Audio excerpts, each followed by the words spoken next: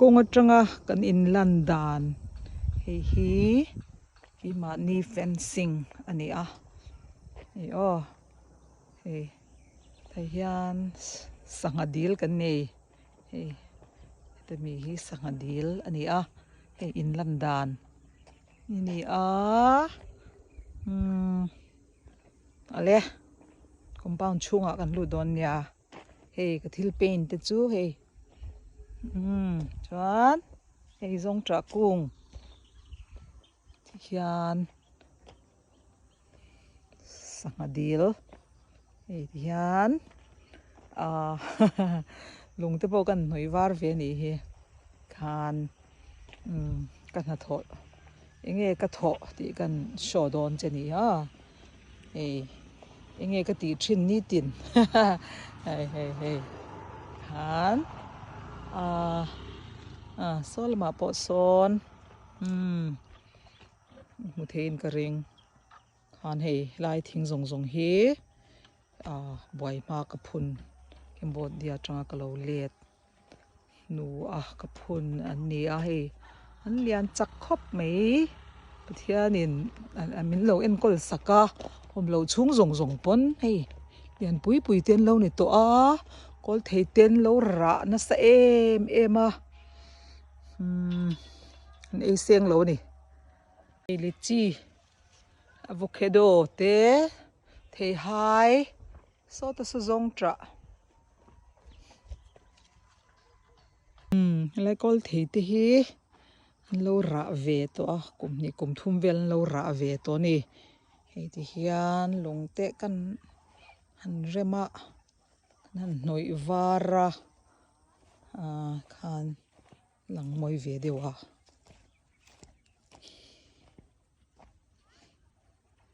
hi kum chak lampang ani hi te hi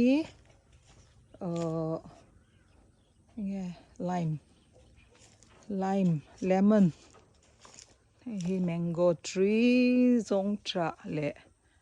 theihai mango le zong tra khi so lama pawh sawn ani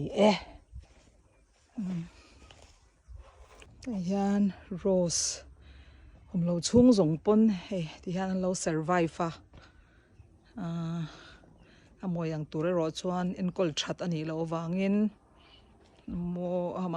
chu mawi ve tho mai khan hei kan in ania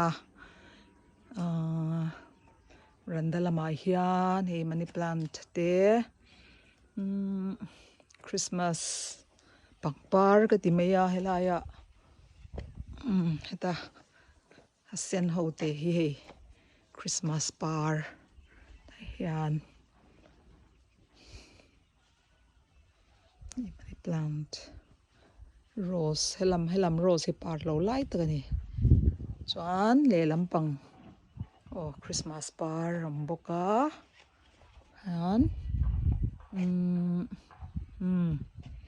hei rose hi kum tluanin a par ani heng te hi en kol that vak lo marol chu hei te hian pathian an lo chawi mawi na sa em ani siam tu an chawi mawi ani hmuan nuam ka thlen hnuin ka kat ve hreta throughout the year kum tluanin an par ani ai te khamo hei kan in landan kha mayang hei step le chung chu ka cover lo mayang bihliang hei ara te poi muang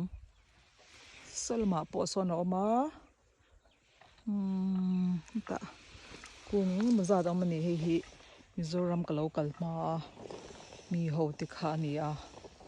local dona ka tu hei mango tree fu pawh kan nei tha thin kumin chu ara tha vak lo ani an phui hnam awma tlemin chaw raw lampang hei ara a chi hi the triak le langin hei ta hian kol thei a line in tapan bithliang chunga kan lu tangi hi kum thlang lampang o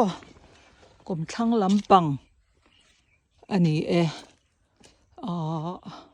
kol thei kung enge mo zat kan ne ni ki ma ni chau point kan e seng lova khwa mi te ho zong zong ngin nau pangin an tlana ti ziang reng khop mai e khan noi lampang he ka painta alang moi ve deu ni chu alang organize a thang lampang hi kol thei no mango he hengte khal kan ti kha hi ta hian oma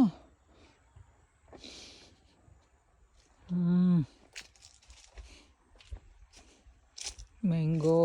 kan be hliang tapo hian fu a tha em vak lo chu ma ra chu kim ve nan ve ni hi ngai hian veranda ka dinga thlang lampang ka hoya thlang lampang ti la khochak lampang ni chhuana lampang zo kan yang chu alandan in mu tu ram lova khu ta khwa na chip zum pakhati muang khu biakin ani khan kongpui a oma lai kan kota tuna po scooty na ron tlan chho khu muang nge mo ka shelo kongpui ani a khan a main road ni lo a khwa kongpui ka di don nge ani e khan tai hian kal chho zel chuan khwa a oma a chip zoom in mu phai mo khi biakin ani a khilai khini kan loina thin mo Presbyterian Koshan Pengjang khwa ani chu tlang te po ka capture phai mo hi nitlak lampang ani chu kan in om dan atang chuanin a chak lampang zo ani e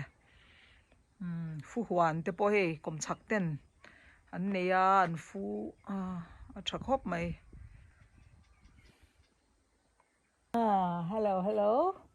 hello lang ve tuang tuna chuan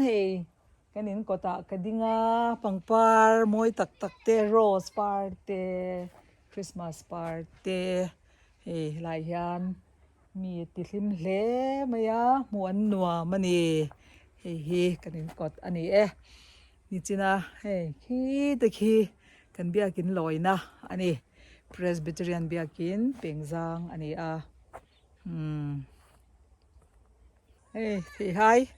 ka favorite mango tree ni buk moi ania mu nom to pa bihliang du ta na lo the da hi ra treu mai hai